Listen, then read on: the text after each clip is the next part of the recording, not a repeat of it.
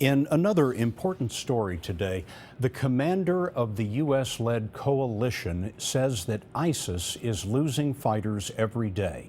Lieutenant General Sean McFarland said 45,000 ISIS fighters have been killed in Iraq and Syria in 2 years of bombing. U.S. Special Forces are also on the ground in Syria, and for the first time, we have extensive video of them training local soldiers to fight ISIS. The trouble is, the video came from ISIS itself. Here's Charlie Daggett.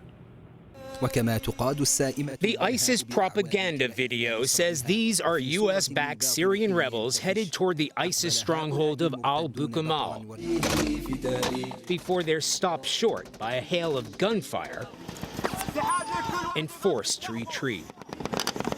The 20-minute video also appears to show American and British special forces with their new Syrian Army recruits at a training camp in Jordan. We have blurred their faces to protect their identities, but ISIS has not. That's fine. You can start over. One scene shows a blond man described as an American coaching a Syrian fighter on how to speak in front of a camera. Hand movements are no problem, he tells his trainee in Arabic, but try not moving your legs. ISIS could have seized the video off rebel fighters. More worrying is that it could have been the work of an insider, says CBS national security analyst Fran Townsend. In other words, has ISIS been able to penetrate Syrian rebel forces and get inside to one of these training camps? That poses a whole host of sort of security concerns because you run the risk, once they have access to the training sites, it's a sort of a counterintelligence problem and a security problem. The new Syrian Army has been America's latest hope in fighting ISIS on the ground, specializing in counterterrorism and given the weapons and equipment to do it.